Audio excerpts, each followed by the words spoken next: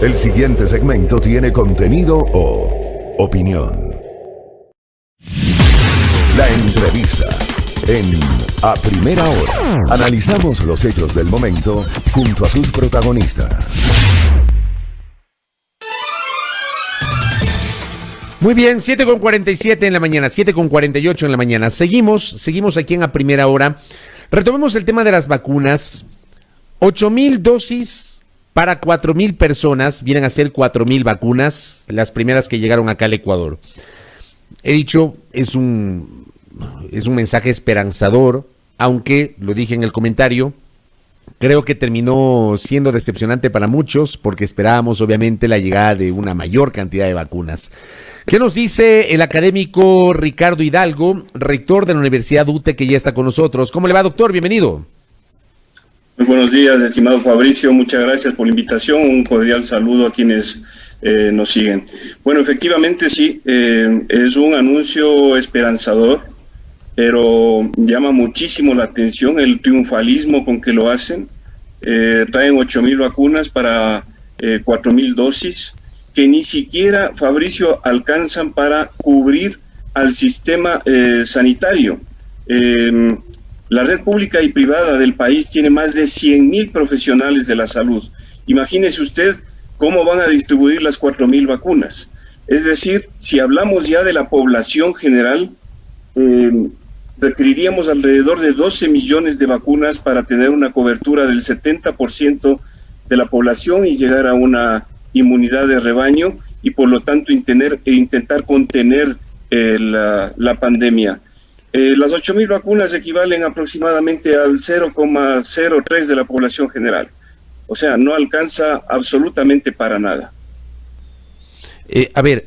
Usted ha dicho, se requieren al menos 12 millones de vacunas para inmunizar al 70% de la población. ¿Eso sería lo ideal?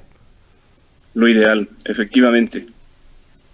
El gobierno ayer anunció que ha adelantado negociaciones y que supuestamente hasta mayo llegarían 18 millones de dosis para inmunizar a 9 millones de ecuatorianos. Más o menos ese es el anuncio complementario que se generó ayer.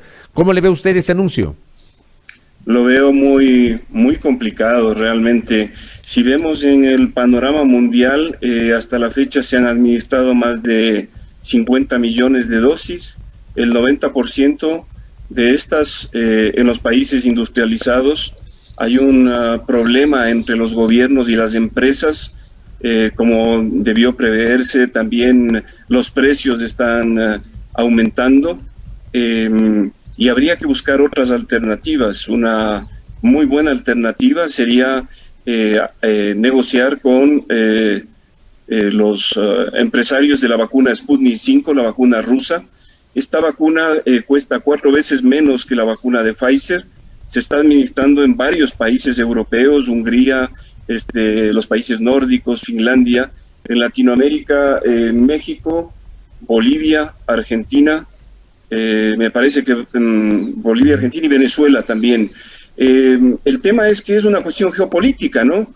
Esta es una vacuna a la cual se le ha achacado pocos estudios, pero la vacuna de Pfizer tampoco es que haya tenido muchos estudios. La vacuna Sputnik ha solicitado ya la aprobación de la Agencia Europea del Medicamento y en nuestro país, yo me imagino, como le decía, por temas geopolíticos no se la ha traído, pero los derechos de la salud de la población y los derechos humanos, en este caso ante una pandemia que está matando a mucha gente, deberían estar por encima de los problemas geopolíticos. ¿Hay claridad a esta hora sobre cómo el gobierno va a administrar estas primeras 4,000 vacunas, estas 8,000 dosis que terminan siendo 4,000 vacunas para 4,000 personas? ¿Tenemos esa claridad, doctor? No, el hermetismo es total. No estamos pidiendo desde el ámbito de la academia ni tampoco la Federación Médica Ecuatoriana que nos den la lista, porque obviamente eso hay que mantenerlo con reserva, pero sí debería tenerse absolutamente claro hacia dónde van las vacunas. Sería tristísimo que las pocas vacunas que han llegado sean utilizadas en políticos que ni siquiera aparecen y se deje de vacunar a las personas que están a los profesionales que están en primera línea de de la atención del COVID. Le comento que la situación en este momento es dramática. Ya hablaremos más adelante incluso sobre los últimos datos en Pichincha, pero con las 8.000 vacunas no hacemos absolutamente nada. Desde el inicio de la pandemia ha habido 0 planes de contingencia exitosos. Dígame un solo plan que haya logrado su objetivo. Nulas medidas de bloqueo para evitar la dispersión, un abandono total al sistema sanitario. La política desde el inicio ha sido del sálvese quien pueda. Ahí están los resultados, Fabricio. Somos el segundo país del mundo con mayores muertes en exceso, más allá de lo que digan las autoridades. Ahora, en la planificación inicial, porque yo también en el comentario que hice en la primera parte de este espacio decía, el ver la llegada de las vacunas a mí me genera esperanza, pero al mismo tiempo la cantidad me terminó decepcionando y a mucha gente le terminó decepcionando, porque la semana anterior el gobierno dijo primero 50,000, después el presidente aparece en una cadena diciendo tenemos buenas noticias, Pfizer nos va a dar 36,000 adicionales, se hablaban de 86,000. Usted me dice que más o menos son 100,000 los profesionales de la salud del sistema público de la salud. Tal vez esas 86,000 se hubiesen alcanzado para inmunizar a la mayor parte de los profesionales de la salud. Con 8,000 prácticamente no se puede hacer nada. A menos del 40%, porque le recuerdo que son 2 dosis. Entonces, tiene razón, estamos hablando de 43,000, tiene razón. Más de 110,000, son más de 110,000 profesionales de la salud. O sea, estaríamos hablando, tiene razón, hablaban de 86,000, vienen a ser 43,000 vacunas, menos de la mitad del universo de profesionales de la salud del sector público nomás. Sector público y privado, la red pública y privada. De los dos. Así es. Y entonces, ¿qué debemos esperar para estas semanas, doctor? Bueno, la situación sigue siendo compleja. Estas 8,000 vacunas yo creo que son una especie de, ¿qué le comentaría? Pues un desvío de la atención de lo que realmente está ocurriendo.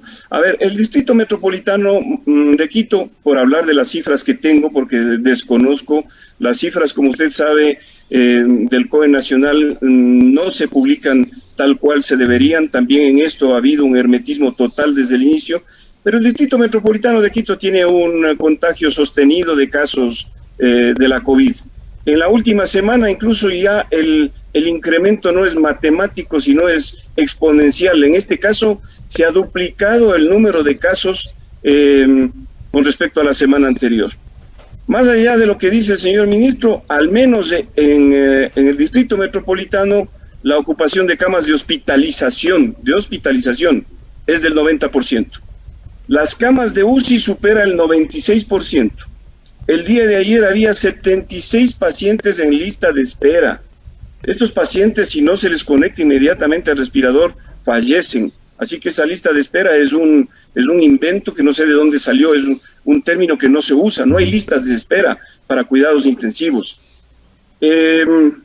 Con respecto hablando de estas listas de espera, el señor ministro habló de que hay una lista de profesionales, pero sería bueno que ustedes le consulten al señor ministro cómo es el plan para el manejo de los datos de quienes van a ser vacunados. Esto no se hace con listas en papeles, pues se necesita una plataforma en donde consten nombres y apellidos, edad del paciente, el domicilio, el teléfono para llamar en caso de efectos secundarios o para volver a citarles nuevamente. ¿Quién administró la dosis? ¿Dónde administró? ¿Cuál es la fecha de la nueva dosis? Etcétera. Es decir, ¿está hecha la plataforma? Porque esto no se hace con listas en papel. ¿Cómo se ha planificado? ¿Cuáles han sido los criterios de selección para incluir entre los primeros estos 4,000 beneficiados de la vacuna y no a otros? Es decir, eso lo que demuestra nuevamente es que no hay una planificación y hay una falta de transparencia que ha sido la tónica que se ha venido manejando a lo largo de toda la crisis. Ahora, esas cifras que usted está señalando respecto de la ocupación en hospitalización, en unidades de cuidados intensivos, se habla de la duplicación de contagios. ¿Se esperaba esto? Yo quiero preguntarle a usted, doctor Ricardo Hidalgo, que nos acompaña en esta mañana. ¿Esta es una segunda ola? ¿Es la misma ola del año pasado? ¿Qué ha ocurrido para que otra vez estemos hablando de que las cifras de contagios e inclusive de fallecidos de la COVID-19 se están complicando, doctor? Nunca salimos de la primera. Cuando el ministro dijo que no hemos tenido las olas que se ha tenido en Europa, pues sí, tiene razón. En Europa ya van por la tercera ola. Aquí nunca salimos de la primera. Si usted ve los gráficos solo del Distrito Metropolitano, son tenebrosos. Antes teníamos que Chillogallo, La Magdalena, Chimbacalle, la Mariscal Sucre, Guamaní, el Centro Histórico eran las zonas de más alto contagio. En las 2 últimas semanas, la tasa de incidencia por 1.000 habitantes en el Distrito Metropolitano se ha cuadriplicado en Iñaquito. Fíjese usted.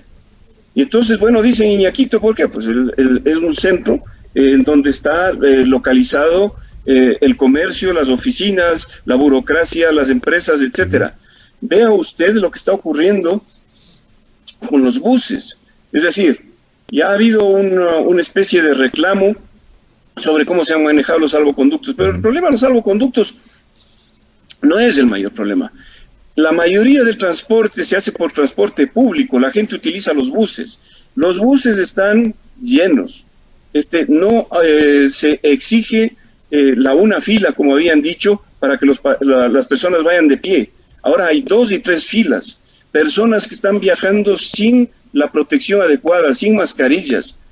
Ahí está el problema. ¿Dónde está el control tanto de las autoridades nacionales, de la Policía Nacional, como del Distrito Metropolitano? Entonces, esto no se va a solucionar en el supuesto de que tengamos ya vacunas para todo el mundo. No se va a contener solo con las vacunas, si es que no continuamos con las medidas de bioseguridad que todos conocemos. Además, traen 8,000 vacunas. La próxima vez que le entreviste usted al ministro, por favor, pregúntele cuántas pruebas han traído. Porque todavía, y durante todo este año, hasta que no se logre la inmunidad de rebaño, vamos a necesitar seguir con estrategias de contención. ¿A usted no Esto significa diagnosticar a los contagiados y confinar a sus contactos.